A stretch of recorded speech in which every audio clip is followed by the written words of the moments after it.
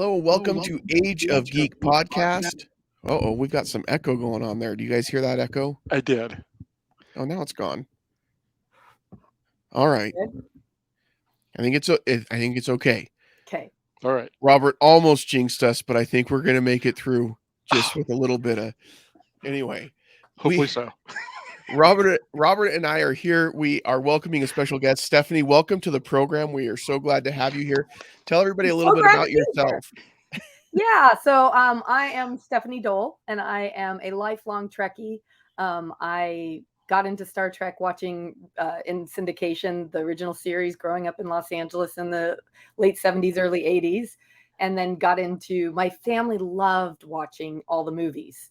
My dad was like an early adopter of technology, and we had them all on Laserdisc, and we would watch Wrath of Khan and Search for Spock and all of that over and over again as a family. And then The Next Generation when it came out. And then for me, I always loved Trek and always watched it. And then two things happened. The pandemic happened, obviously. It was a time where I needed something comforting to watch and something that gave me hope. And right before the pandemic, my dad passed away. And so having like something that reminded me of him.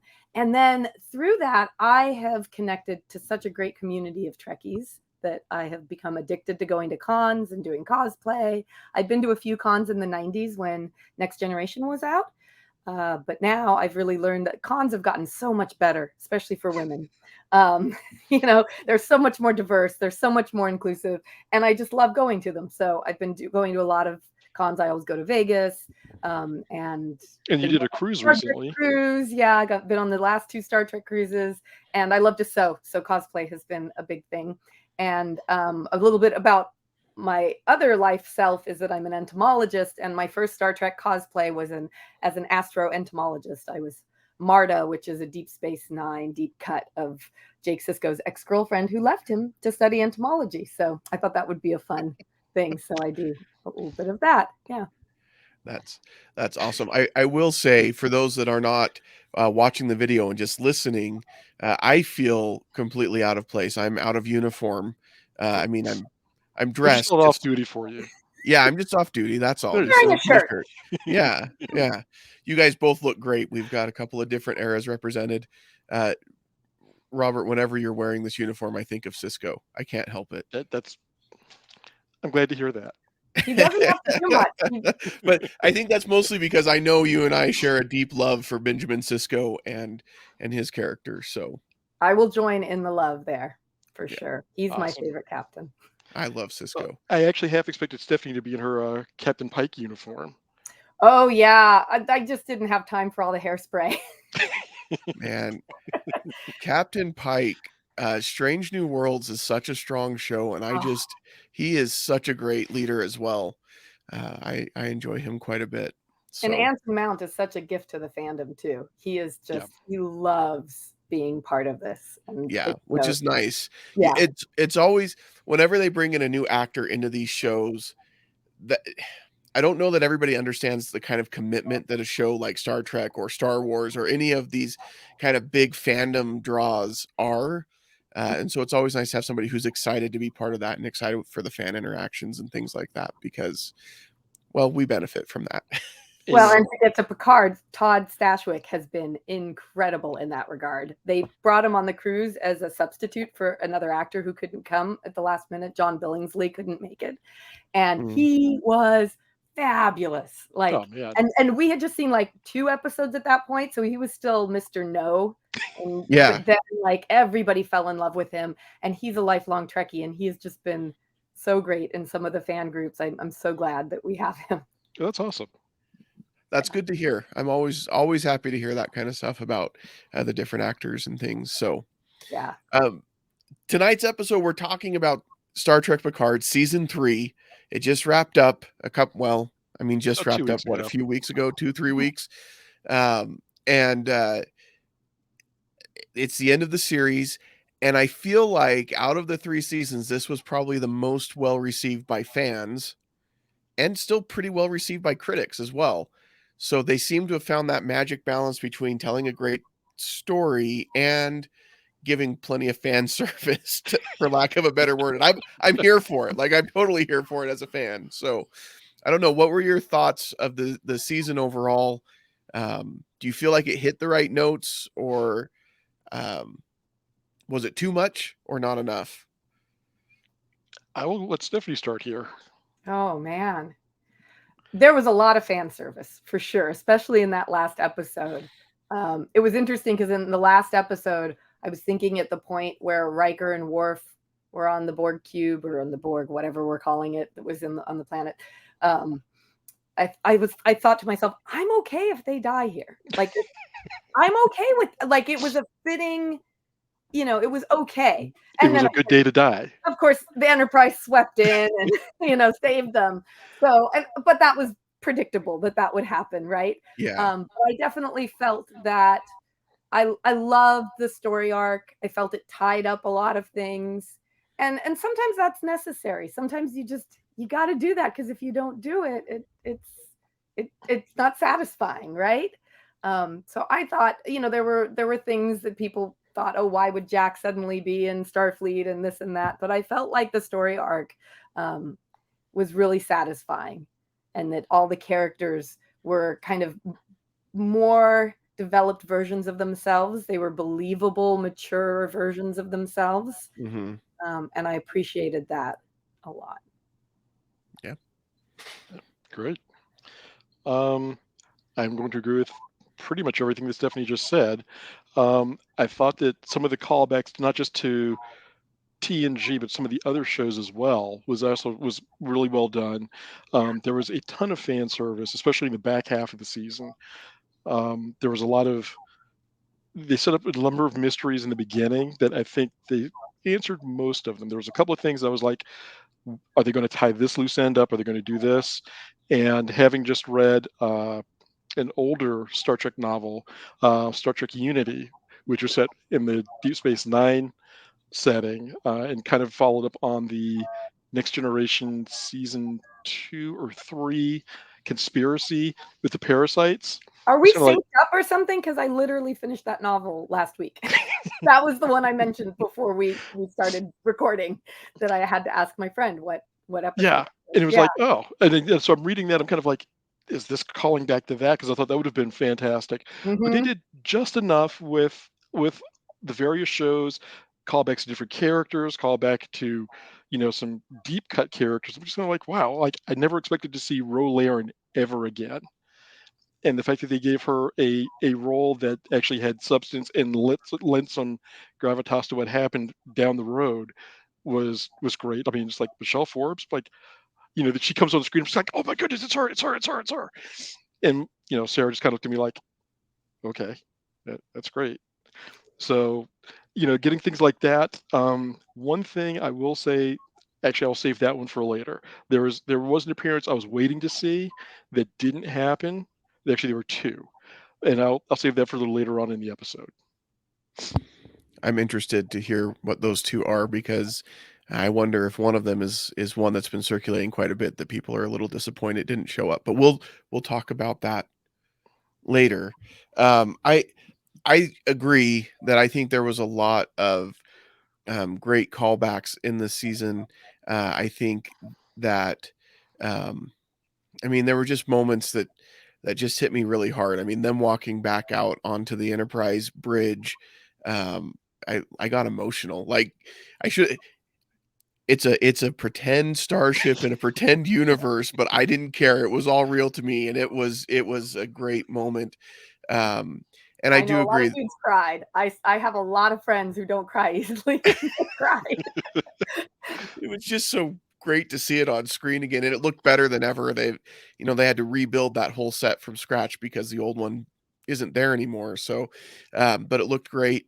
I I feel like the story was relatively, like, it was well done. It was better than the first two seasons, in my opinion, and a little bit more cohesive, I think. But I did feel like it was a little bit rushed at the end, and I struggled with that a little bit, and we'll probably get there. But overall, the season itself, I thought, was just a great way to end the series, and I hope launch into something new. that I wouldn't mind seeing more of some of these characters in the future. So hopefully we'll get that, depending on what Paramount decides to do, if they're even going to keep streaming, or who knows what's going to happen. But I hope that we get some kind of future Star Trek series with these characters. Paramount, if you're listening, please keep sending us more Trek. We need more. Yeah. Well, I think this series did a lot to convince them to keep doing more Trek, because I think this is kind of that.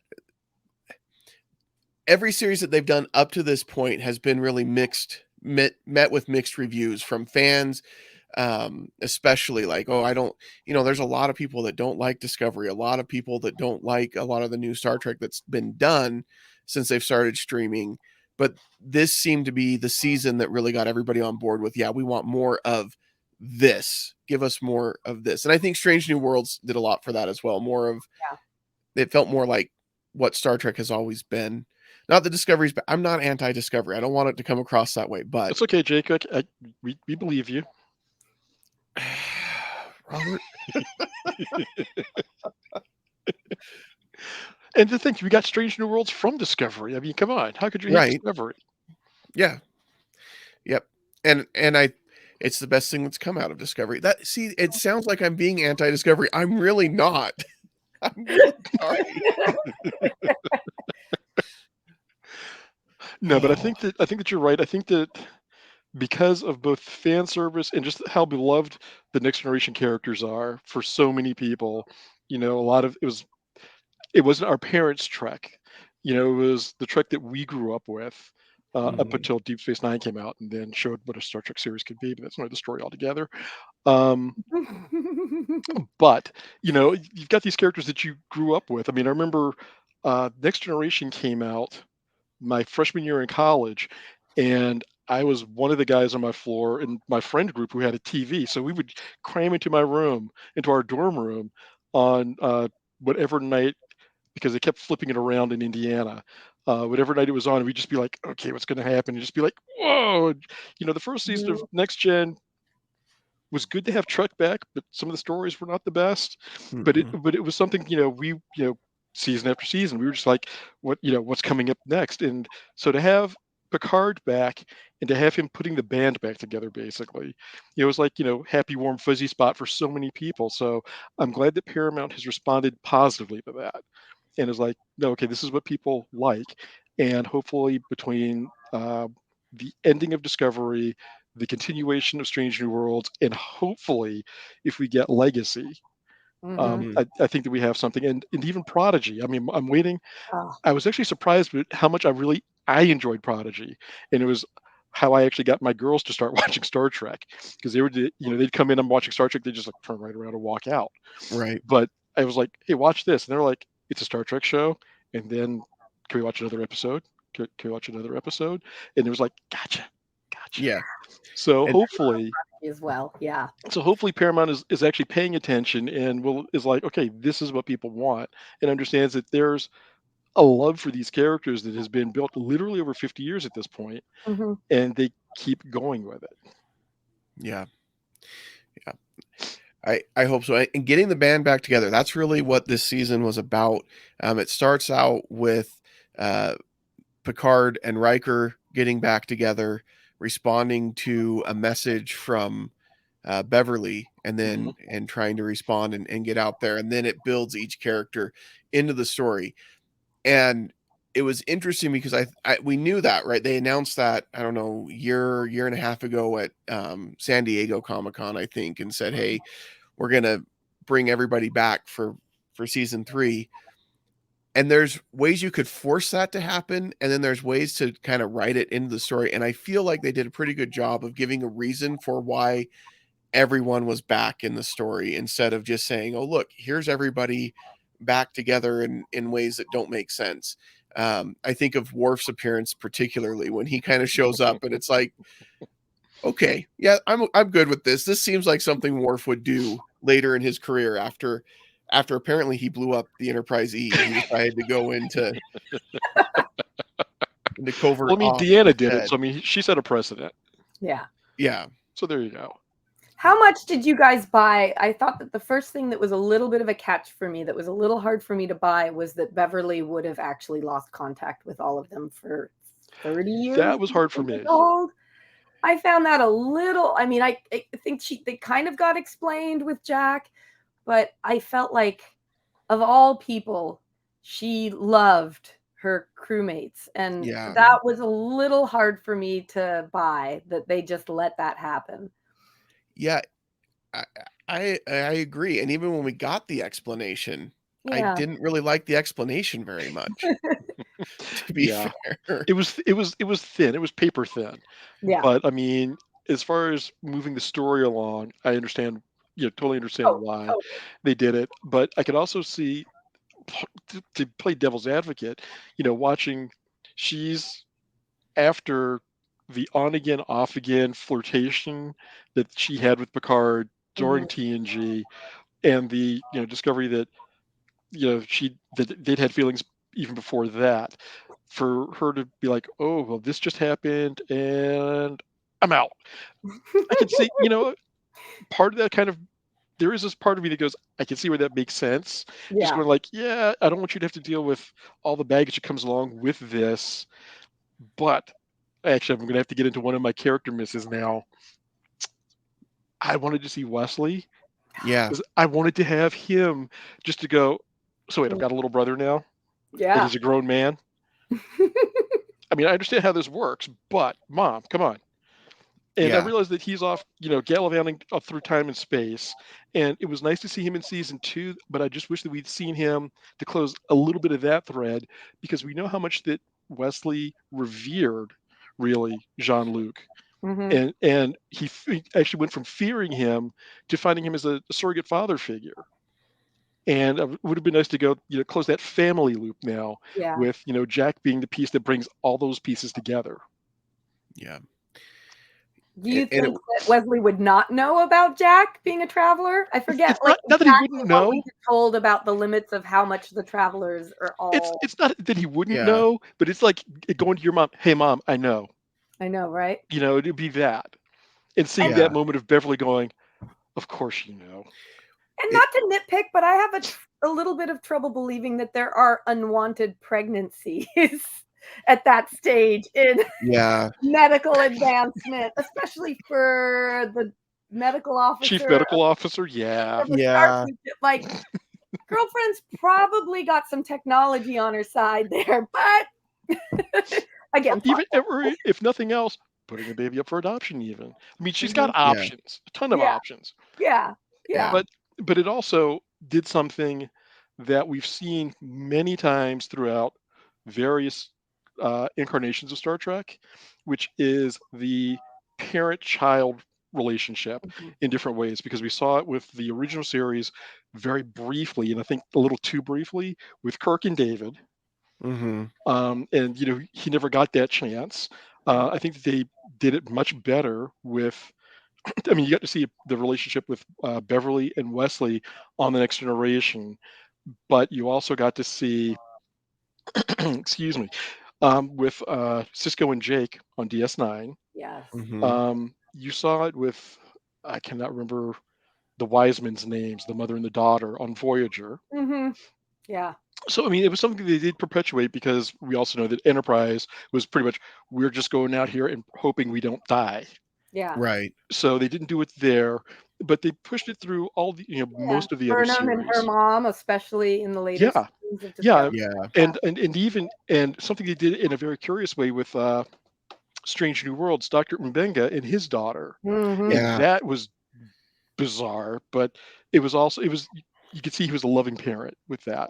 So getting to see Picard move into this sector was something I did not expect, even though Riker's like, "Did you not see what the rest of us see?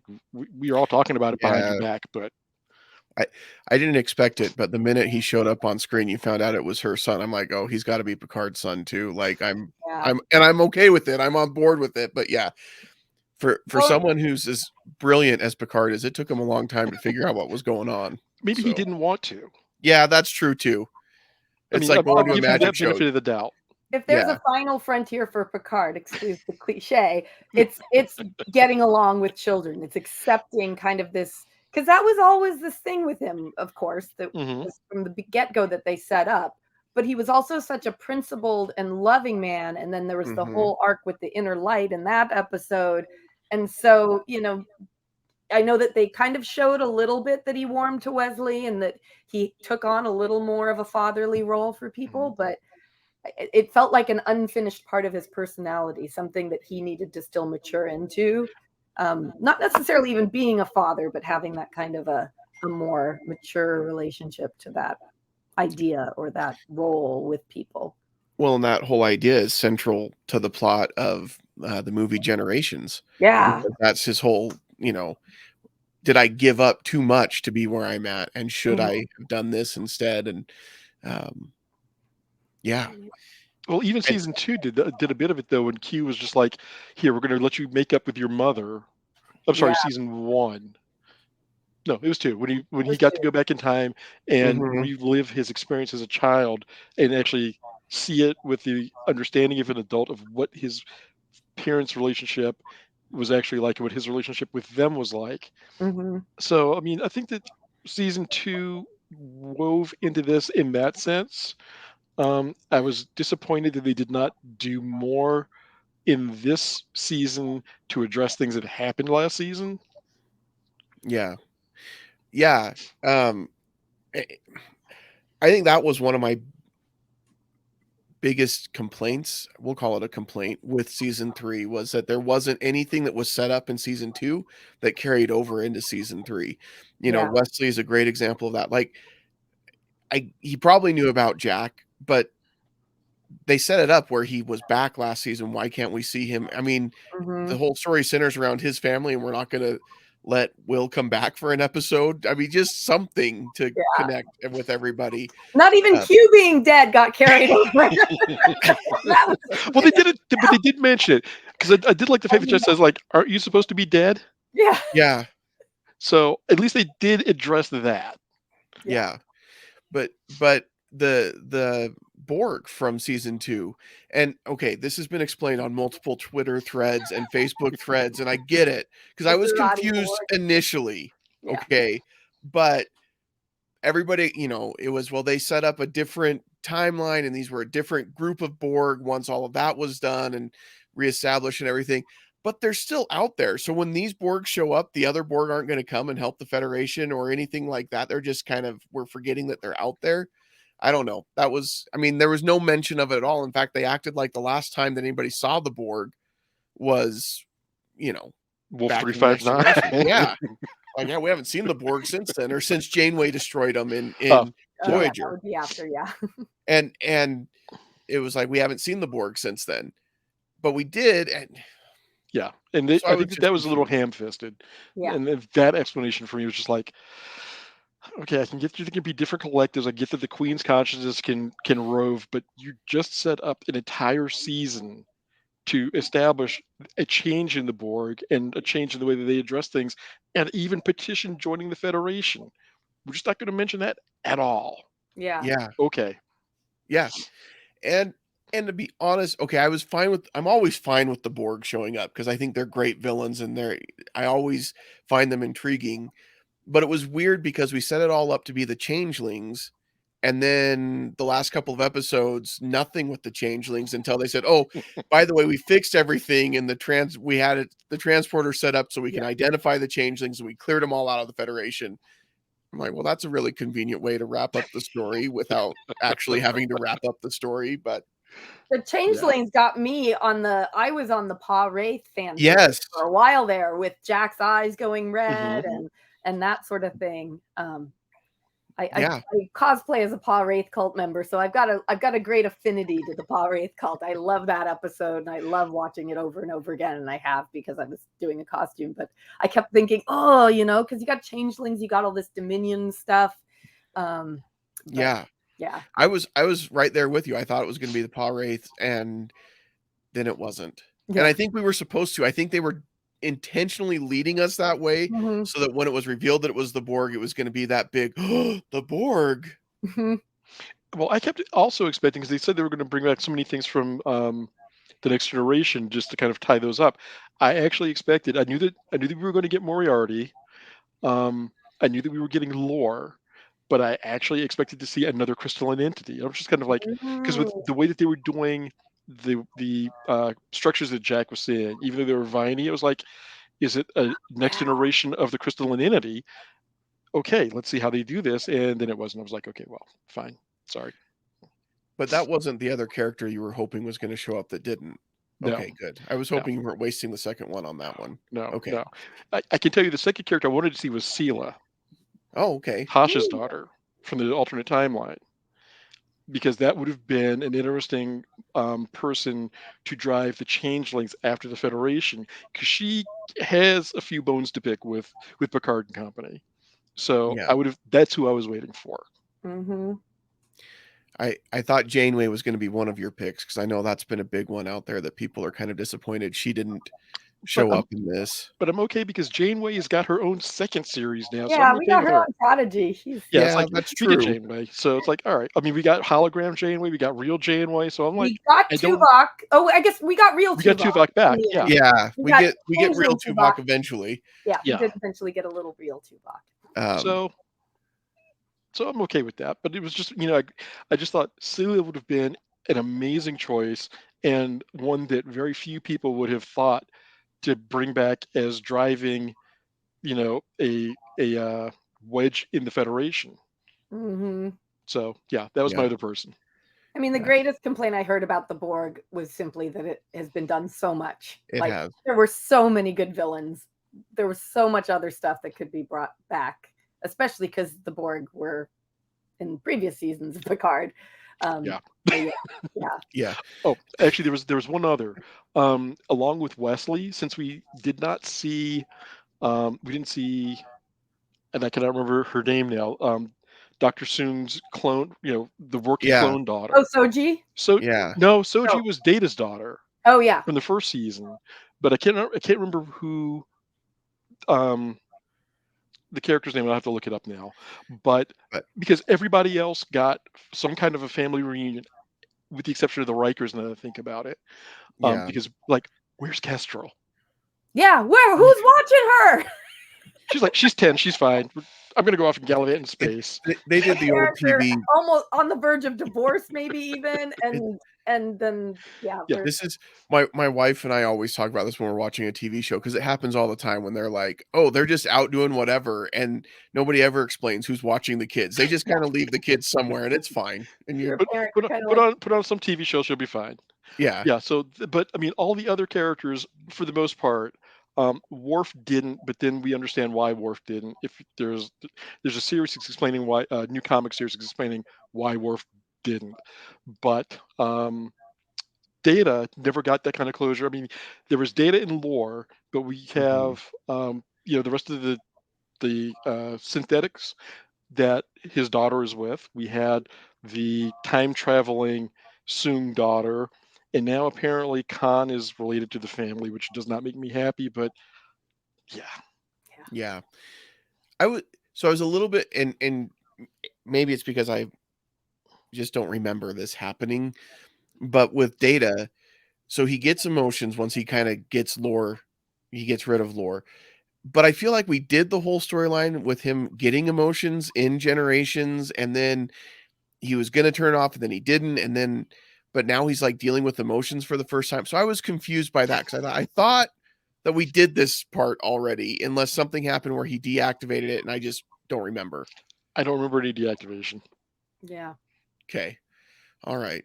But again, Because it was I like think that for fans who may not have followed all of the movies or everything, that seventh season ended and they're just like, okay, we're good here. This may have been a little more for them. The whole emotional roller coaster. Sorry, that came out yeah, before I realized what I was saying. I apologize. yeah. And I guess that's true, but it's funny because in other ways they totally did right for the fans who watched all the movies because when they talk about the Enterprise D and Geordi restoring it, he talks Yeah. about, they had to Mm, retrieve it from the planet, the yeah, saucer section, and then he had to build the other section. And which is so Geordie though. That is yeah, such a Geordie thing. Geordie just being a Well, that wasn't unbelievable. I mean, it was, but it wasn't. The thing is, though, the big question is, if he had to put all this effort together, somebody at Starfleet knew that they were building the Enterprise D or rebuilding the Enterprise D, because you don't just go and get an entire saucer section off a planet, just like, hey, I'm running into the store and picking up some snacks. I'll be back in 20. Did his You don't just wife do know what he that. was doing, or with this one of those like mystery garage projects at night? I think the Federation took it off the planet because of the Prime Directive, Oh because yeah, they they did couldn't leave it mention that. there. You're right. Yeah, Kate, they they did mentioned that mention they had that. to take it off because of that. And so he just, requisitioned it and then rebuilt it. And I'm sure Geordie's done enough, and he's the Commodore of the Fleet Museum. They were probably like, just let him do whatever he wants to do. Like, let him Post-monetary butter society, around. It's Okay, fine. post-capitalism, here's can my just question: put though. all the When did parts. Geordie get so crotchety? Because Geordie was a right pain when he got, when they first went to go see him.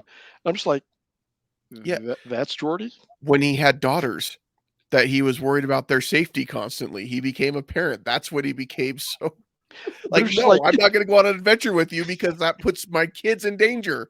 your kids are already flying out there, or one of them anyway is. So I mean, Yeah. He's probably ticked that Picard was even on his kid's ship. To be honest, he knows what happens when Picard's in charge. He's been there. I Maybe would say, talk to Shaw. was he more upset that That was Picard part was of there than Shaw's Riker was no. there? Because when Riker's there, it's like, oh yeah, Yeah, well, Riker's an enabler, man. As a first officer, he's an enabler. Like, yeah, let's do it. Let's Well, go I think off in that's why the space. fans loved the whole Shaw dynamic with them, because in one way it was a little surprising, but it was also it was so rich because they kind of deserved it. Yeah. They're yeah, like they did. going in there and just doing I what they want. And I loved the dinner scene between them and Shaw, where he's like, yeah, no, you're not taking my ship anywhere.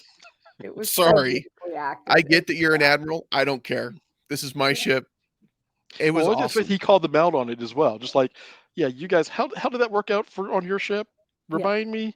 And that was one of the things that I found frustrating and endearing about Shaw at the same time. It was like, this guy's a dick. Yeah. But by the same token, you're kind of like, he's not wrong. Yeah. I mean, everything he's saying, he's not wrong. True. Yeah. Well, and then we get the Wolf 359 explanation, and it makes Yes. right. That's when everybody kind of went, Okay. oh, And from right. that, so another person I would have loved to have seen show up just for like 2 minutes would have been Cisco, for him and Shaw to have like drinks at a bar, just like, so that Picard guy. Yeah. Yeah. Yeah. And I think that's what I think the Wolf 359 experience was when when Shaw really endeared himself to me, just because it did remind me of Cisco, and I'm like, okay, I get it now. Like that. I think when you're following a protagonist like Picard through the series and you go through Best of Both Worlds and everything that happened there, and you're like, man, I'm so glad he survived that. And you're seeing it from the hero's perspective. Then to get it from the other side, of course, there's going to be people in the Federation that are like, Picard's kind of a troublemaker, and he almost killed us all. Remember that time when he came and he almost killed everybody, and he killed all of my friends, and he destroyed my ship, and I get it. There's going to be people that are not happy with Picard, Well, and and I'm glad that they showed that. Deep Space Nine was one of the first Star Treks, because a lot of the criticism is that, these officers would go through these incredible events that would be incredibly traumatic to any human being, no matter how highly trained they were. And then they'd just be cleaned up and on the bridge again in a few minutes. And I think with Cisco in the beginning of Deep Space Nine, you saw that trauma of you were saying, like the other side of it. And then and I think they're trying to address that more with a lot of the new shows, this idea that you don't just, no matter how highly trained, no matter how professional you are, you're still human and you still have these reactions, and that's made it more believable. And to have it come back to Shaw and seeing that other side of that event. And talking about Shaw, that brings up 7 of 9. Oh, I'm sorry, Commander Hansen. Yeah. And that for him, I don't know what kind of influence a captain has on choosing a first officer. I realize that there's orders involved and certain people are assigned to certain things, but to put a first officer who is Borg Mhm. and who prefers being addressed as her Borg identifier. Mm-hmm. That for him, the way that he kept her under control for his point of view by making her be referred to as Commander Hansen, was just like, wow. And not understanding why until the episode with him in the bar with Jack and Picard, you're like, oh, you've got issues, but you've earned every last one of them. Mm-hmm. And unfortunately, you can't take yourself out of the situation enough to see that your first officer is a very capable person until we see at the very end where he Yeah. recommends her for captain. Yeah. And you're like, Yeah. you can. It was just that we had to get to that. We had to be able to see him get to that point, Yeah. which was actually, I thought, really well done and well written when they pulled that off, pulled that one. Yeah, I think up until that point, you definitely think, man, he's got it out for 7 of 9 because she's Borg. And like you said, it makes sense. But then to show his integrity at the end, where it's like, look, she breaks the rules, but this is probably what we need in the future of the Federation. And she's going to be awesome and she should be a captain. It was like, okay, there's his integrity. Like Shaw, I think, is one of the most principled, most full of integrity captains that we've seen on screen in Star Trek. Even though right off the bat you're supposed to not like him because he's totally going against Riker and Picard. But then as you get to know him, it's like, yeah, because he's a captain and he's trying to save his ship, he's trying to protect his crew, he's trying to do the things that he knows are right according to the rules and the oaths that he took. And I have a lot of respect for Shaw at the end of the show, even though in the beginning it's like, I don't know what I think about this guy yet. Yeah.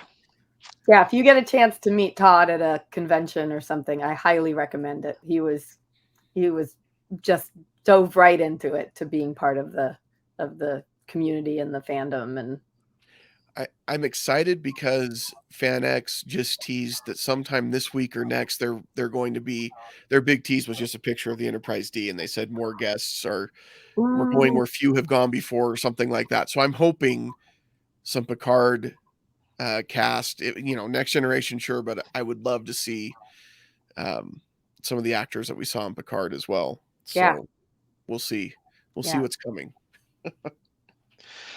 So I guess we should actually talk a little bit more about the actual season. Vadic as a villain, I thought she was a fascinating antagonist to Beverly, Jack, and to the crew of the Titan. And just watching her be as ruthless and driven as she was, and then to find out she's not in control, there's somebody pulling her strings, and that she looked literally afraid of. Whenever she would go and commune with them, you just had this look like, I'm doing the best I can. But it was kind of like, like the crew of a Star Destroyer when Darth Vader walks on, just like, oh, what did we do now? You kind of get that kind of look. Yeah. And Amanda Plummer, I think, just I love watching her chew the scenery. To be honest, it was just like, okay, what are we gonna get? Yeah. She was a really good villain, but you bring up a point. We never found out who was pulling the strings. They never revealed who the face was that she was talking to. Yeah, was it the Great Link? Was it? It was Odo. It was all Odo. No. It was not Odo. Don't you dare. You take that back right now. I regret nothing. You should regret everything with that statement. But they never revealed that. Like, I felt that they should have at some point said this is who was pulling the strings behind the scenes, especially because she gives us a very compelling reason for why she is the way she is toward humans. And so it would make sense for her to be the one pulling the strings for all of the changelings because of what happened to her. But then she's not, but we don't know who is. Well, so I'm going to give them an out for this, for something that I had to just kind of consider. Like, we never found out who it is. I wonder if that's something that if we do get a legacy series, that you will find out that there are still pockets of changelings out there that feel like this, and maybe find out down the road there, who the top antagonizing changeling was. Yeah. It's possible, but she was a great villain, right down to smoking the cigars and the ship that Oh I mean, yeah. she was just Her whole aesthetic too was such classic Trek, like especially Trek movie villain, like that kind of yes. dark, smoky starship interior, and yeah, the leather and the gloves and the It yeah, it real was very reminiscent to me of Wrath of Khan. And yes, Khan, Yes. and when they take over the Reliant and all of that, it was very similar to that in aesthetic and feel, and yeah, that is perfect. Anytime that you're getting compared to Khan and Wrath of Khan, I think you're doing something right you're as a good. Trek villain. Exactly. Yeah. Let's see. What else do we have here? um, Roe. So going back to finding Roe, I was like, Mhm. the reintroduction of Commander Roe was unexpected. Like I said earlier, it was a pleasant surprise for me, even though she was dressing down, our favorite captain and first officer, and you're just like, but, but, but Roe, and like, looking at Picard, have to take a hard look at how he treated her Mhm. and how she perceived him treating her. And he's like, I tried to be supportive, and she's like, you drove me to do what I did. Everything I did was because of you. I'm just kind of like, going back to what you were saying, that we've seen Wolf 359 from Picard's side.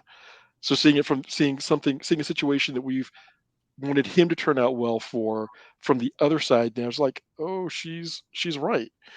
She was just trying to do everything you could. It was, breaking her to try and do this, and it broke her even more to have to leave. So I think that Michelle Forbes did, as usual, an amazing performance with her Yeah. character in such a short time. And I was not expecting her to die, but you can't make an omelet without breaking a few eggs. And I'm sorry to have seen her character die. I'm glad that we didn't lose Next Generation main cast to the war with the Federation. I mean, the war with the Changelings and the Borg. So you wouldn't have been okay, to go back to my early statement. You would not have been okay. This is Honestly, not a good day to die for Worf. to be honest, I was trying to figure out when Worf was going to die the Yeah, entire I kind time. of thought him of all characters for some Yeah. reason, just And because he did his arc. the main reason for that was watching him be so calm and contemplative, which we didn't see, definitely not during Next Gen. He Mhm. was reining it in a bit for DS9, or Mhm. reined it in enough for DS9. Yeah. But for him to have the change for going from ambassador, chancellor, back to, to a spy for the Federation, but be so zen about it, which kind of like, he is literally going to be okay to die. So I Yeah. just kept waiting for I was like, okay, well, it's going to be like 5 minutes. No, okay, maybe Especially next when we thought episode. he died at Yeah, Rafa's house. Yeah. yeah. Right? Yeah. I So thought that was it. I thought that was the end of Worf when he Yeah. died. But and then I didn't know if that meant, because sometimes in a story they'll do that where they kind of tease it and then later they actually pull the trigger, and then sometimes it's, we're going to tease it and get you up to this point and then you know that they're going to be safe for the rest of the story. And I wasn't sure which it was going to be with Worf. I thought someone from the main cast was going to die. Well, and all I want to clarify too, one of the reasons that I was okay with some characters dying is I think that a thing that happens with shows like Star Trek, where they're so reluctant to actually kill off any Mhm. characters, is you stop having that power with the mhm. writers and what they do, and to actually believe that it's going to happen. Lower Decks makes constant jokes about this, that like, and nobody is going to actually ever die, and you Right. don't talk about what happened. Uh, Well, but even with first season though, when they let Data find, the last yeah, construct of Data die, I'm like, that was okay, a well, that will be the last time compelling we see death. Brent Spiner in that role. Yeah. Psych. Psych. Yeah. Yeah, and then Q. So I feel like they kind of It's true. lost the ability to actually make me believe that anybody could die, and that kind of takes This away is some of that suspense in those intense moments where you think, "Oh my gosh, are they going to get rescued? Is this going to happen? Is I he going think to that fall off that cliff?" If you're just thinking the whole time, I I don't think know. the only permanent death in Next Generation so far has been Tasha Yar. Yeah, Yeah. yeah, and then Yeah. you have ones like Jadzia for Deep Space Nine. But the Dax symbiote survived, so I mean, we're Yeah, good there. yeah, Yeah, yeah. You she's still have still kind of there. yeah. Yeah. Yeah, there aren't a No. lot of really permanent Star Trek deaths without an actor either like And then even with Tasha, we had, Yeah, we had alternate timelines and versions of her alternate come back. timelines and, True. yeah, and the Romulan, yeah. So yeah, well, I blame Otherwise, William okay. Shatner. It's his fault because they killed him off in Generations, and then he wrote 3 or 4 books after that to make sure Kirk wasn't really dead. It's his fault. Yeah. I don't blame William Shatner for anything, but that You one can I blame him could. for that. Yeah, I could blame him for that. I mean, you could kill them all you want, because you can also do an alternative timeline. I don't know if you guys read the Coda books, but they had to clean up the whole book series thing because they were basically told that the new series wouldn't, follow anything. The Coda books, the previous, all those books that those authors had gotten to write for the years that was no Trek. And they did this 3 series. I forget all of the authors who were involved, but it's when you hear their explanation about why they did it, they basically had to kill that whole timeline in order, because they couldn't go with that anymore, because now they were contracted to start writing Discovery novels and Strange New Worlds novels and tie-ins to all the series and Picard novels, which have all been great. So they killed off that whole timeline, because Picard and Beverly had a child in that timeline. There was a whole other, sometimes I have to remind myself what's canon and what was in the books. Well, interesting. I wonder if Jack then was a peace offering of sorts to be killed off the timeline, but here, we'll give you this. Yeah, it might have been, because these are authors. Some of them write for the series sometimes, and I feel one of the explanations that I heard about why that happened with the book series was they didn't want to have happen what happened to the Star Wars books, which was basically kind of the same thing, dismissal of this entire thing that kept fans going for so long. They didn't want to kind of have it be that same sort of a feeling of bad feeling to end it. Yeah. It's probably good, because a lot of those fans still have not forgiven Lucasfilm for just dismissing the whole expanded universe. Yeah. So I think they wanted to do a little more right by them and give the authors a chance to tie that up. So you could have killed off Worf, and alternative timeline Worf shows up later. I don't know. But, but it's true. I do think that they are very reluctant to kill these characters off, and I do think that you lose some value with the writing because of that, because when they're building up to it, it's like, they'll be fine. And even when Q showed up at the end with Jack, I was like, yeah, that makes sense. Of course, he's not really sick and dying. Yeah, I mean, he is Q. Yeah, and I think as long as they will let him, John Delancey will play the character forever, because he loves it. So well, he loves that character so much. He played that character on My Little Pony. I mean, come on. He did, yeah. I mean, it's cute. Okay, hold on. I need to look this up, I guess. So it's not cute, but the character they have him. It's Discord. Yeah. Discord. So you have the My Little Pony friends, and there's this dragon that is literally Q. Okay. And the way they write him it's Q. So yeah, anytime you give him a chance to play Q, he's going to be like, I'm in. Yeah. I tried to use that to get my daughters to start watching Star Trek. So I'm like, if you like this Discord My Little Pony guy, let me show you a couple episodes over here. I'm the winner here, because I'm the one with a daughter who's a Trekkie, by the way. My daughter goes to cons. She cosplays. Awesome. That's fantastic. She's in it, and her favorite is the original series, which is great. So she's going to be coming with you this September? She might. It's when she's in school, but she's going to Vegas with me. She's going to Vegas with me, and in fact, we're going to go to Vegas for an extended time, because it's the first time in the several years we've been going together that it isn't when she's back in school. I've literally had to pull her out of school on the Thursday of the first week of school to take her to the Vegas con, and her teachers and principal have been so understanding. They asked to see her pictures. She got a Klingon forehead made at one point, and she does a Klingon cosplay. Nice. So but this year it's before school starts again, so we're gonna actually go for like a whole week and visit a friend who lives in Vegas and see a bunch of stuff. And then that's awesome. Yeah, so yeah, she might join me in my Paw Raid cult member costume. She's gonna distribute. She wants to distribute the suicide pills. That was her idea. You're raising her right. That's awesome. Awesome. Things in other contexts that if you said would not sound great. My daughter's going to distribute the suicide pills. The Paw Raid suicide pills for the cult. Makes perfect sense in Star Trek. It's fine. Convention-wise, it's fine. We all get it.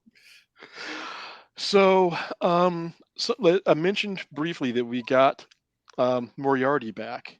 Mm-hmm. Briefly, Yeah. and it was one of those things where I thought that he was going to be more of a force or more of a factor in the episode The in this villain, yeah. series, because I mean, it would have been kind of fitting to have somebody with that everybody had just written off like he's in a data cube off in Starfleet's data center somewhere, Yeah. and then you hear about the Daystrom Institute or the Section 31 taking over that and having all these things like makes sense to make him your security AI. But then we get lore, Mm-hmm. and I for years since Nemesis, we know that Brent Spiner has been like, I don't want to do the makeup anymore. So to see him back, not just as Data in the first season, but as Lore and again as Data, but a more human synth of Data this time, was not completely unexpected, but was also it was nice seeing the interplay that the crew had with him or the members that interacted with him Mm-hmm. because of the how much he put them through during the series. Mm-hmm. And I credit Brent Spiner with playing, over the course of 3 seasons, Data, Lore, Dr. Soong, and I think that there was one other that he did, but at least 3 characters, and keeping them as distinct as he did, as different as he did, and making each of them in their own way believable their evolution basically. Um, and it was actually 2 Dr. Soongs now I think about it because he was Alton Sung in the first Mm-hmm. season. So watching him do that, for me, was kind of reminiscent of, as much as I disavow this movie, Christopher Reeve playing 3 different Supermen in Superman 3, because you got him as Which Clark one is Kent. that? I don't remember that Yeah, one. that's okay. It's okay. It was something I heard about. Sounds like not very many people did, except for Robert. No, but you got him as Clark Kent and Superman. Then you got him as also the Dark Superman, and he played. I mean, as horrible as that movie was, watching him play those roles that Mm-hmm. way and give each of them the proper feel. I have, hats off to Brendan Spiner for being able to, Oh to yeah. make each of the Soong family members that he played be individuals and not just be carbon copies of the same character. And watching his conflict as Data and Lore was That also final just scene, fun. yeah, that was Yeah. brilliant. That was very satisfying to me, I thought. Yeah. That I really liked that. The passing off of his memories and the things that mattered to him. Hmm. And then that's when it turns the tide and he Mm-hmm. ends up taking over Lore. I thought that was well done. Yeah. And he has always been so gifted at playing the different characters, Lore and Data, and um, to see that face off again, it was just a Mm-hmm. lot of fun. Yeah. It was those are the moments that's like, yeah, this is my Star Trek that I remember from watching when I was younger and the Next Generation, all of that. It was great to see it again. Yeah. Um, I guess that brings us almost. Does it bring us to the reveal? No, it brings us to. No, it does bring us to the reveal. So we understand how Vatic knew who was talking to Jack, even though we didn't get a clear explanation. But if she's being somehow manipulated by the Borg, Mm-hmm. then we understand how she knows who Jack is talking to, or who's talking to Jack. Um, we now have a super powered human in the Star Trek universe because Jack can push his thoughts into people and can read humans. I'm just kind of like, okay, we have Betazoids, so we know that in Vulcans, we know there are telepaths, Mm-hmm. but now we've got this, micro, nanobot Borg kid who's transmitting signals to people, and we're just like, well, okay, this is new. Mm-hmm. It's different. A friend of mine actually had the theory well before they revealed it on the show that what if um, the Borg are talking to Jack, and I'm kind of like, that's a fascinating theory. How do you get there? And his answer was when they assimilated Jean Luc, that there was something in his DNA that got passed to Jack, and I'm like, that's an interesting theory. And then to see that played out, I was just like, I kind of hate you right now. That was a good call. And also, McCoy was right about the transporters all along. The entire time. Totally. Yeah. And Yeah. that was an interesting. I wonder if they actually were doing that to just go, haha, McCoy was right. So now you just see all these people on the starships going, McCoy was right, having the T-shirts. Yeah. I'm gonna make one for September. Now, McCoy was right all along. Yeah. And don't trust anyone under 25. Yes. Right? Which, as I get older, I believe that more and more. I know. Is that that's That some sort of a shout out to how old the fans all are? But being able to manipulate the Federation's own technology to use it against them in such a creative way, in such a quiet way, unlike we're going to pull this portal technology out of one of your secret bases and drop your recruiting center over half of a city, which I thought was, the effect of that, watching that and watching Rafi's reaction to it was like my reaction, just like, did they just, oh my God, they just dropped that on the city. And you're watching the fallout from that. And then you never really hear much about it other than it happened. Right. Aside from the fact that Rafi, and I thank them for showing somebody who was concerned about it, because Ro was kind of like, this is not your mission, wave off. Worf was like, you didn't follow the mission. But Rafi, the entire time, is like, we've got to figure out who did this and why. And Michelle Hurd has had a lot to do in the previous two seasons that gave us some interesting character development and showing her relationship and her dedication to Jean-Luc that he has fostered in what seems to be all of his crews that he's had, and watching her struggle with her addictions and her family life, and to watch her finally be able to say, I'm right about this. You've got to believe me. Trust me here. There's something more here, and not letting it go. I wish that we had seen a little more of the Federation side of following up on that. But, you've only got 10 episodes, so you can only do so much. But, watching the changelings go, we can subvert your transporter code just by being in your transporter. Good luck with that. Have fun. We'll see you on Frontier Day. Yeah. I really like that whole transporter storyline because as somebody with a biology and science background, like the whole oh, that isn't something that could get really exploited in some very scary way, like reassembling somebody's genetic code and materializing them. It helped. It gave me something that was like, oh yeah, see, there is a way that's a little. I just realized who else was missing. Thomas Riker.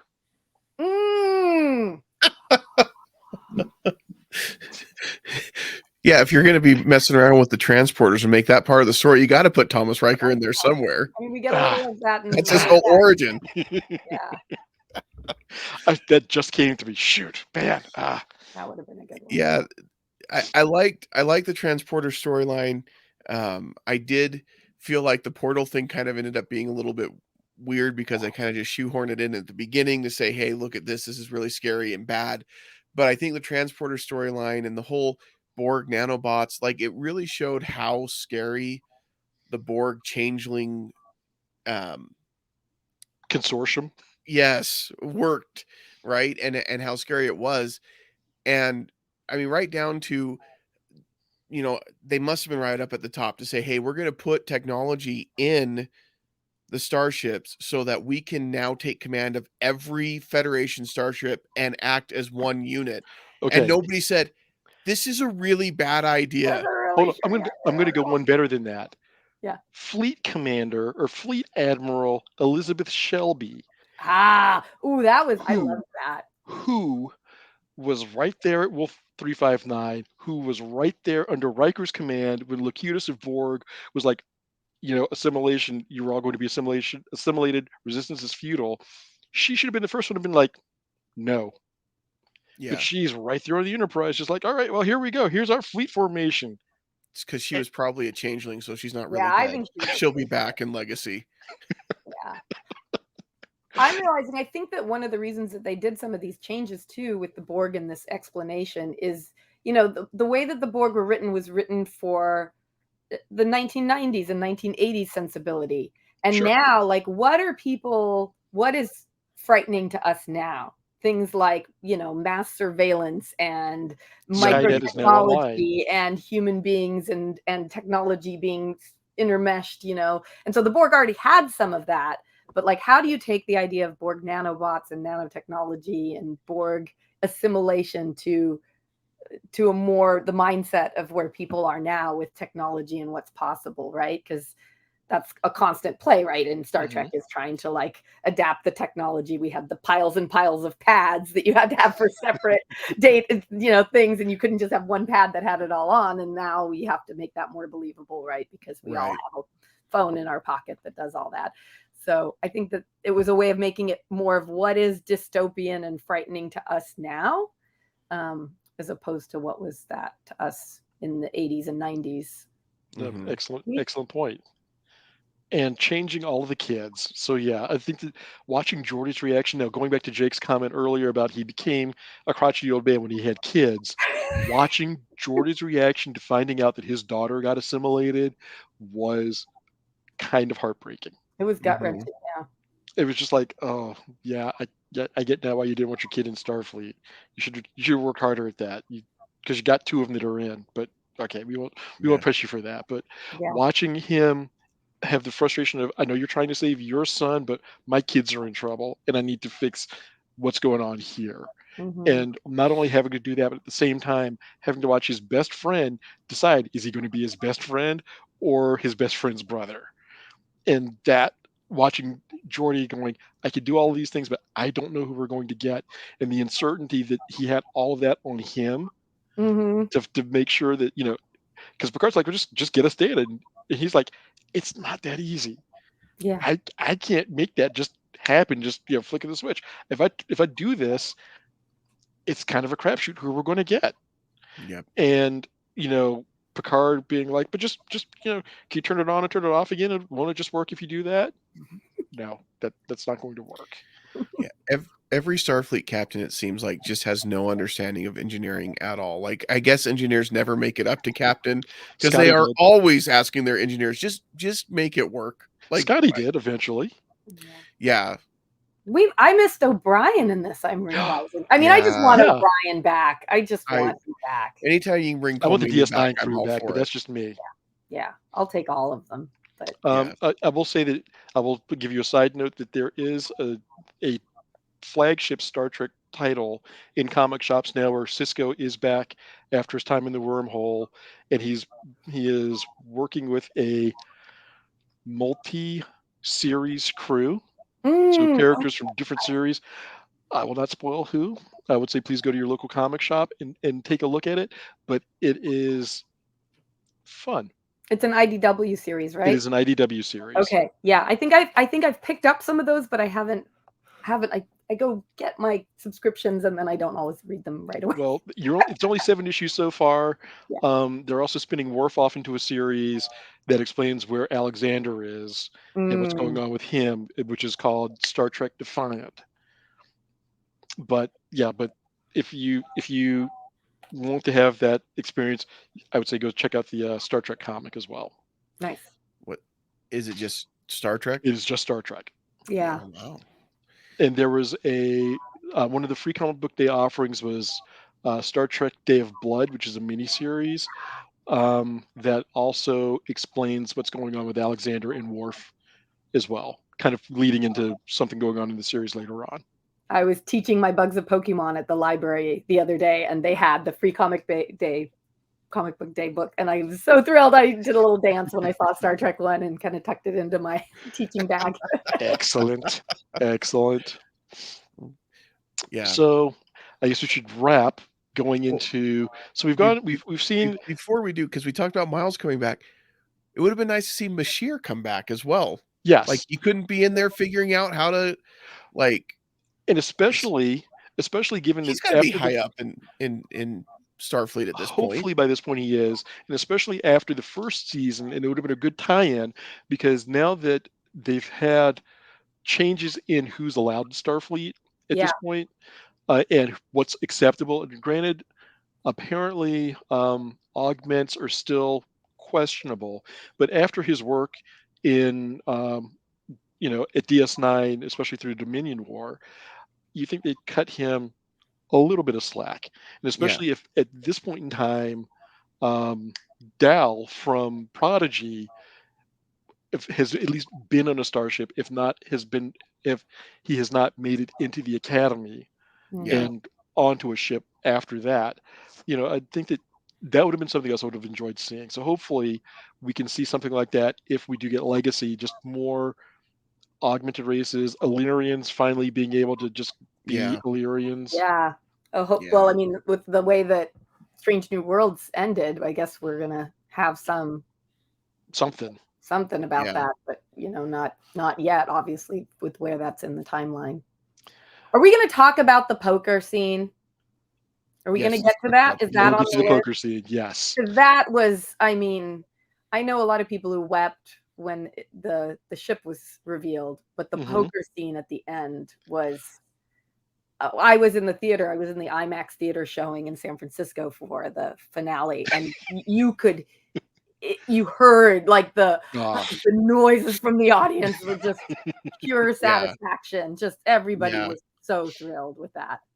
It was a beautiful callback to not just the end of the series, but also the series itself, and how often you got, well, not often, but how they did show that the crew had spent downtime together playing poker.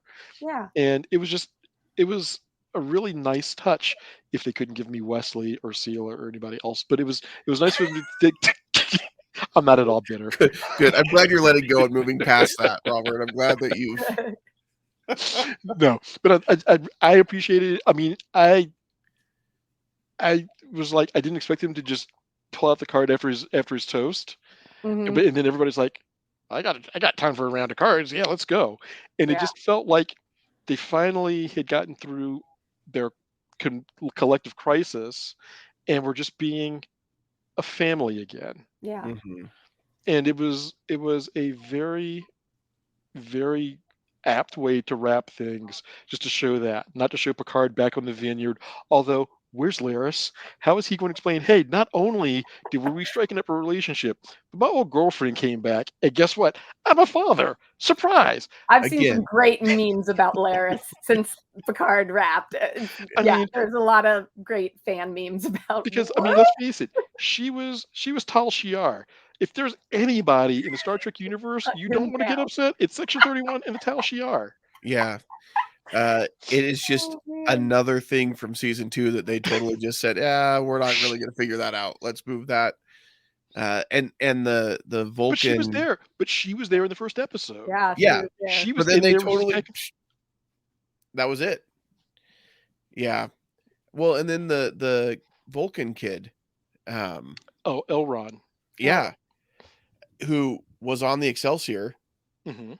That was now destroyed. So is he gone? I think that's what we're meant to believe. That yeah. I mean, obviously he's not, because it's Star Trek, so he'll be back somehow. But we'll see him at Rafi's for family dinner. One night. Yeah. So it was nice seeing the touches that they did put in there. I would have personally, I'm sorry, Stephanie, I would have personally loved it if Tuvok had actually they killed all of the people that they impersonated. They're gone. And as sad as that would have made me, because but Tuvok, it was nice to see him back. I'm sure that Janeway would have a few things to say if he didn't make it back. But that was one of the things I'm saying, if you're going through a war to eradicate all of these people, not just the humans, but any solid at this point, any non-Borg solid, it seems to me like you would have just been like, okay, if you've extracted the data we need from you, and now you're gone. You're gone. Yeah, that was a convenient part of the ending. And that's the thing, the last 5 minutes or so, when they're going through oh yeah, by the way, we fixed the transporters, and oh yeah, by the way, we can now find all of the changelings that we couldn't find before, and oh yeah, by the way, everybody that they took, they kept alive because they wanted to get all the information from them. It all, that was the part where I mentioned this to you, Robert, in our Discord, that I felt like it was, you're writing this really great paper in school and you've got it all crafted and everything's really great, and then you realize you've hit the word count that's required for the assignment. So then it's like, oh great, now I'm just going to wrap it up really quick and turn it in. And that's how the last episode felt. I felt like we needed one or two more episodes to really kind of wrap things up at the point we were when we got to the 10th episode. But we need or just a longer episode. 26 episode seasons again. Yes, well, I would have even like been fine if they'd made it. I mean, so you saw it in the theater, and when I heard that they were originally doing that, I thought they were going to make like a 2-hour finale episode. So I'm like, okay, but No, you they saw replayed. 9 and 10. Yeah, they replayed the 9th episode. Okay. Which, you know, it was neat to see it in the IMAX theater, and it definitely helped to kind of make the flow. But yeah, I thought it was when I saw how long it was going to be, I thought, ooh, it's going to be a long episode. But we watched 9 and then 10, and then they had the live interviews that they broadcast. Yeah, that would have been. But neat. yeah, it did seem kind of like I'm good. The end. Yeah. And poker scene, fade to black. Yeah. And that was probably my biggest complaint about the last episode. And again, I feel this is what I love about being a Star Trek fan is we can nitpick at this stuff and then be like, but we still loved every minute of it. We love all of it. Yes. Yeah. So good. But then my other complaint was just the Constitution class has now officially become like the Tatooine of Star Trek, and that everything comes back to the Constitution class. Now the Enterprise G is the Constitution class. There are like so many other classes of starship. Couldn't the Titan have been its own? Anyway, can't the Titan just stay the Titan? It's got such lore already behind it. Yeah, and then make the G something else. I loved seeing the Enterprise F. That was really cool, and I thought it was for cool 2 seconds. Yeah. Hey, look, there was a lot of ship porn in those episodes. That's one of the spoilers I heard before I could get home and watch it was, ooh, the ship porn is really good. Well, there was a lot of beautiful ships. Well, even so, even the museum, just getting to see ships, getting to see the Enterprise, I guess A, the rebuild of that, the Bounty, the Defiant. There, yeah. It's just like, all these other ships that you've seen. There was a couple of others from, like, there's a Vulcan ship, and a couple of others. You're just kind of like, oh, that's neat. Oh, that's neat. I'm sad that we didn't get to see more at the museum, just like all these other ships that are there. But I am glad for what they did give us, and then what they truly gave us, the gift that they gave us of the Enterprise D coming out of space dock. It's like, how many people does Geordi have working there? Because it seemed kind of quiet, just like him and his daughter. Yeah. So it's like, I realize that going out in the garage and looking under the hood with your kid is one thing. We're talking a starship. So it's got to be what are all like those little bots they have in Discovery? I love those. The little ones that go out and repair the ship and help them take back the ship from Syra. True. And he mentions they have drones that kind of put everything together or loaded the torpedoes, right? He says the drones are loading the torpedoes right now. But yeah, there was nobody else at the There's fleet like nobody museum. walking around, nobody like, oh hey, I'm off duty now, I'm going to go. But if anybody could do that, Geordi could. Yeah. Yeah, true. True. It is Geordi. Yep. And again, I'm telling you, they probably just said Geordi can just do whatever he wants. Just leave him alone. Let him putz around in the garage. He'll be fine. It would have been interesting to see Geordi and O'Brien together. Go ahead. Yep. Just two engineers from two different, from the Enterprise for one. You're just getting together and going, so you're going out with the old man? Yeah. He wants to go do a thing. All right, well, let me know if you need any help. Okay. Have a pint, and then, take off. It would be interesting to see O'Brien and Geordi try to work together because I think their engineering styles are very different. Vastly different. But I think that they would figure out that, okay, he, the old man needs X to happen, and he needs it to happen yesterday. We're going to, we'll put our differences aside. Because, he was able to do it with Scotty. And let's face it, their engineering styles were diametrically opposed. Yeah. Scotty's was much more of like hit it with a hammer until it goes faster. You know who else was very loved in the live screening? The cook. There was a little bit of like later on, wait, why did they have a cook on the ship? But the cook, remember the cook that Seven is like, you need to do this. And he says, ma'am, I'm just the cook. I don't know. Yeah. What to do. And the people were cheering for that character. Aww. Although a lot of people were like, wait, this isn't Voyager. Why do they have a cook? because they're Yeah. replicators, but It's Because the captain doesn't eat replicated food. The captain's mess, I mean, let's look at it. It was Shaw. He's like, you can replicate me a steak, and you can get spaced, or you can go Mm. cook me a steak.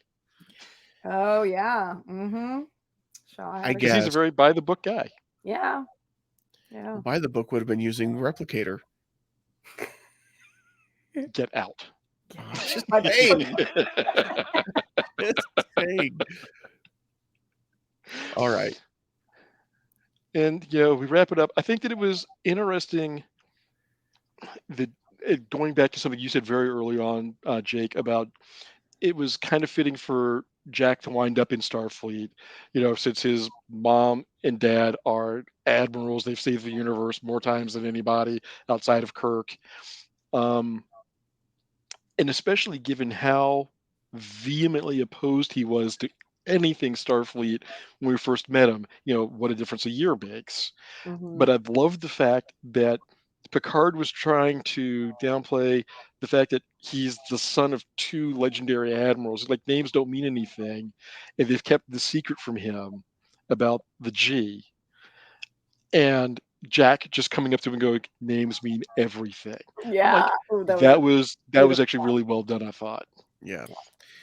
Yeah. The way you just described him, though, I feel like Jack Crusher is basically Chris Pine's James Kirk from the Kelvin timeline. Wants nothing to do with Starfleet because of his dad. Gets forced Mhm. into it, and then everybody's like, "Oh, he's great. Let's give him a starship." Because that's basically, I mean, he's not in command, Well, Interesting. neither was Kirk in the Kelvin timeline originally. right? Oh my goodness, they just recreated Kirk. Wow. Okay. They Thanks, Jake. recreated Thanks Kirk for and gave him ruining that Picard's for me. DNA. Wasn't trying to ruin anything. I'm just saying there's a lot of similarities. That's all I'm No, saying. The way you described him, no, you that ruined it actually. for me first, and I just returned the favor. So Thank, there you go. thank you. That was very kind of you. But all in all, we got to spend more time with a crew that we loved. I'm sorry that we did not have more time with Deanna Troy, other than as prisoner and as briefly on the ship going, I can sense where they are, Yeah. which really harkens back, to be honest, to how they treated her in the early seasons of Next Generation. Um, she was kind of just like there to like, oh, we need somebody who can do this so that we can get to this part of the plot. Oh, Deanna, do that. But it was nice. It was great to see her. I enjoyed seeing her in the first season when Picard was on the run again. That man Mhm. just stays on the run at 100 and however old he is. How does he do it? But Yeah, it was good to see her. Um, it pushed a lot of the right buttons for me as far as that, like I said earlier, warm fuzzy place in Star Trek with the crew that I grew up with, as Mhm. opposed to the ones that I was introduced to by my parents and then grew to appreciate. And I think that Paramount did a fantastic job, and I know that not Jean-Luc Picard, Patrick Stewart has said that it would have to be something phenomenal to bring him back into another season, but he did not write it off completely. I would love to see them be able to have something this broad in scope that challenges the crew, or that brings him in for even a cameo Mhm. it's somewhere down the road. And kudos to them for being able to do something that their competitor franchise, for example, started to do and then turned 180 degrees away from by giving into fan service. I think the Paramount gave just enough here to make it and endearing, as opposed to too much, way way too much, just giving it all over to Mhm. the fans and being like, we don't care anymore. Here you go. This is what you want. We'll give you all of it. And I Yeah. think that they found that very delicate balance and tread the line carefully with this 10 episodes. So I am happy to see it. If we don't get any more Picard or anything related to these characters, I'm okay with it. And hopefully we can see what they do next with Legacy and Strange New Worlds, and next year with Discovery's last season. Yeah.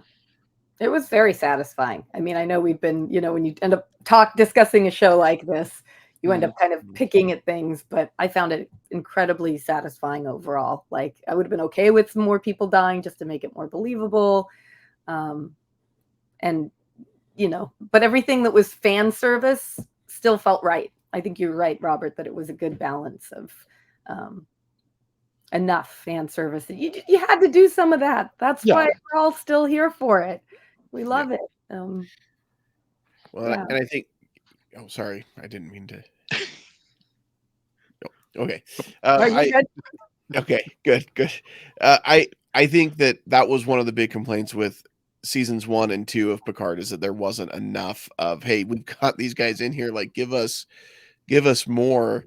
And so I was really glad that they definitely brought in a good dose of that this year, and I enjoyed it quite a bit as well. Yeah, every series is not perfect, and it's easy to pick out some of those things, but overall, that I was entertained. I enjoyed it. I looked forward to it. Thursdays were a highlight of my week again, to say, okay, great, another Star Trek episode is on. I'm going to watch it. I've got to see what's going to happen next. That's what a series should do, and it kept me enthralled until the end, and I thought it was just really, really well done and great. The nostalgia was awesome. I'm always here for it. So, well, that was Picard season 3. Stephanie, thank you so much for being here on the show with us today. Yeah. We really appreciate it. We'll have to have you back on again. Robert and I are trying to drive more Star Trek on Age of Geek, because we cover so many other topics, and we're the 2 big Star Trek fans. So we'll try to drive. You have to come join us over there on the Discord, because we could use more people that have a strong Star Trek voice. And it sounds like I'll see you at Fan Expo, so I'll have to go check what they've announced so far and start to plan my trip. Yeah, excellent. Yeah. It'd be good to meet you in person. Robert's met you, obviously, but it would be good to meet. Careful with the candies my daughter's handing out. That's all I have to say. Thank you for the warning. Good warning. Well, thank you everyone for listening and watching. We really appreciate your support. Make sure you check out our Discord. We'll put the link in the description for this video, and you can join us there. We have channels or threads or whatever it's called on Discord, because I think legally I'm too old to actually be using Discord, but we have them for all sorts of different topics and fandoms, so we would love to have you there. Everybody is welcome. And then make sure you subscribe to our YouTube channel or follow us wherever you listen to podcasts. And Robert. And before we go, Stephanie, let people know where they can find you and your socials. Yeah, I do. So I don't do tons on Instagram. I do a little bit. It's at So Many Beatles, because I specialize in Beatles. Yeah. And my and if you're in the San Francisco area, how can they find you if you have an Beatlelady.com? I'm interested in doing. I want to start doing some talks about because I do a Bugs of Pokemon class. I do a Bugs of Animal Crossing class.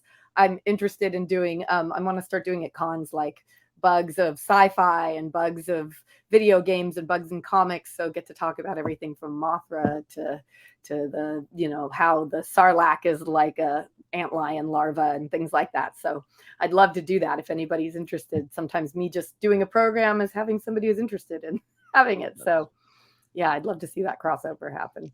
Excellent. That's awesome. I love bringing in that kind of real life science, whether it's bugs or physics or whatever it is, and connecting it with the fiction and the stories that we love.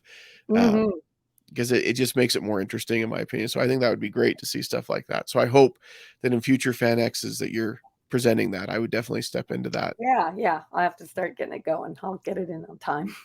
Awesome. Well, awesome. Well, thank you everyone for listening and watching. We appreciate your support again. And I don't have a cool cat. What do we say at the end of this, Robert? I guess just wow. Bye. Yeah. Hey, whatever it is Seven says when she wants the ship to go. Yeah. So I guess that's what we'll do is we'll give the word. Are we going to say engage? Or are we going to say make it so? And we're just going to point our finger.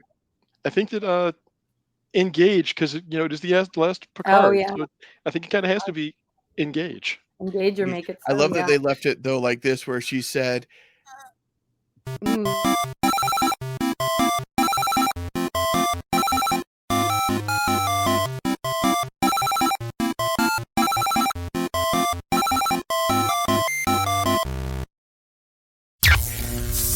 This has been an Age of Geek media production.